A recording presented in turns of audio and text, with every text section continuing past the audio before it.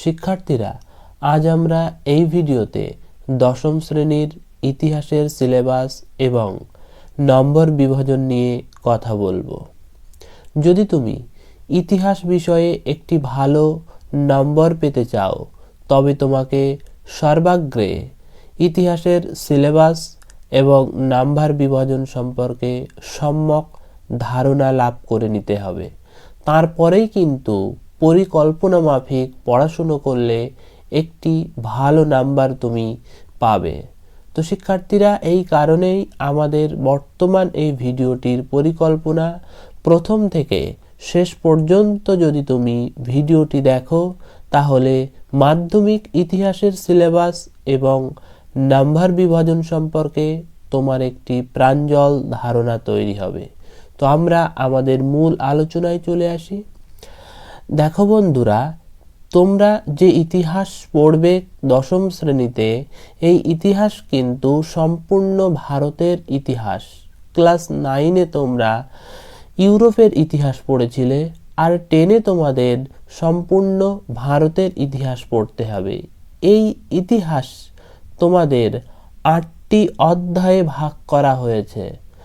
প্রথম অধ্যায়ের নাম ইতিহাসের ধারণা, দ্বিতীয় অধ্যায়ের নাম সংস্কার, বৈশিষ্ট্য ও পর্যালোচনা, তৃতীয় অধ্যায়ের নাম প্রতিরোধ ও বিদ্রোহ, বৈশিষ্ট্য ও বিশ্লেষণ, চতুর্থ অধ্যায়ের নাম সংঘবদ্ধতার গোড়ার কথা, পঞ্চম অধ্যায়ের নাম বিকল্প চিন্তা ও উদ্যোগ, 19 শতকের মধ্যভাগ থেকে 20 শতকের প্রথম ভাগ পর্যন্ত বৈশিষ্ট্য ও পর্যালোচনা, ষষ্ঠ অধ্যায়ের নাম 20 শতকের ভারতে কৃষক, শ্রমিক ও বামপন্থী আন্দোলন, বৈশিষ্ট্য ও পর্যালোচনা, সপ্তম অধ্যায়ের নাম 20 শতকের ভারতে নারী, ছাত্র ও প্রান্তিক জনগোষ্ঠীর আন্দোলন, আর অষ্টম অধ্যায়ের নাম উত্তর ও উপনিবেশিক ভারত, বিংশ শতকের দ্বিতীয় পর্ব, 1947 থেকে 1964 খ্রিস্টাব্দ পর্যন্ত।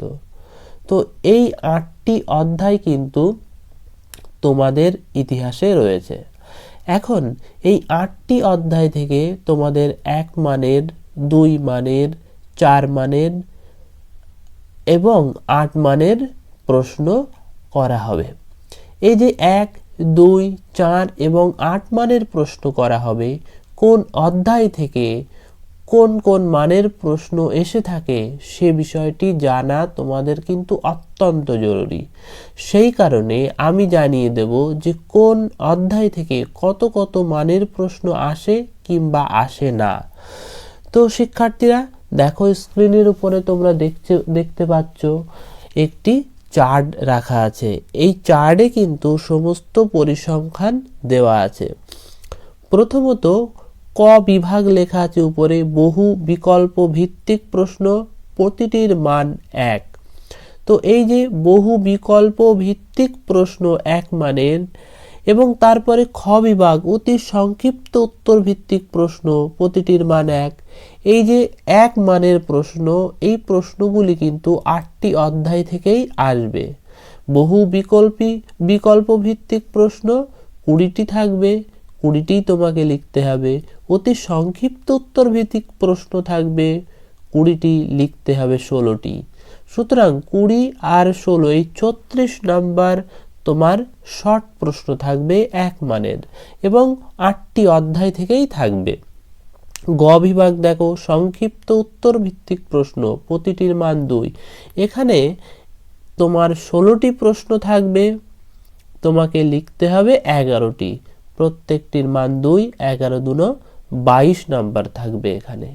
এবারে এসো ঘ বিভাগ, বিশ্লেষণধর্মী প্রশ্ন, প্রতিটি প্রশ্নের মান থাকবে 4। প্রথম অথবা দ্বিতীয় অধ্যায় থেকে 2টি প্রশ্ন থাকবে, তৃতীয় অথবা চতুর্থ অধ্যায় থেকে 2টি প্রশ্ন থাকবে, পঞ্চম অথবা ষষ্ঠ অধ্যায় থেকে 2টি প্রশ্ন থাকবে, সপ্তম অথবা অষ্টম অধ্যায় থেকে 2টি প্রশ্ন থাকবে। অর্থাৎ টোটাল প্রশ্নের সংখ্যা থাকবে 8টি, তোমাকে লিখতে হবে 6টি, 4 6 24 নম্বর থাকবে। এবারে আসি বিভাগ ঘ, ব্যাখ্যামূলক প্রশ্ন, প্রতিটির মান 8। দ্বিতীয় অথবা তৃতীয় অধ্যায় থেকে একটি প্রশ্ন আসবে, চতুর্থ অথবা পঞ্চম অধ্যায় থেকে একটি প্রশ্ন আসবে, ষষ্ঠ অথবা সপ্তম অধ্যায় থেকে একটি প্রশ্ন আসবে। সুতরাং এখানে প্রথম এবং অষ্টম অধ্যায় থেকে কোনো প্রশ্ন থাকবে না। বাকি 6টি অধ্যায় থেকে কিন্তু একটি মোট 3টি প্রশ্ন আসবে, লিখতে হবে একটি, মান 8, তাই এখানে তোমাদের 8 থাকবে। তো শিক্ষার্থীরা, আশা করছি তোমরা বুঝতে পেরেছো তোমাদের নাম্বার বিভাজনের ক্ষেত্রে কত নাম্বারের প্রশ্ন থাকে, কোন কোন অধ্যায় থেকে কোন কোন মানের প্রশ্ন থাকে। তো যদি আমাদের ভিডিওটি ভালো লেগে থাকে অবশ্যই তুমি একটি লাইক দিয়ে দিও। যদি আমাদের চ্যানেলে নতুন হয়ে থাকো অবশ্যই চ্যানেলটি সাবস্ক্রাইব করে নিয়ে আমাদের পাশে থেকো।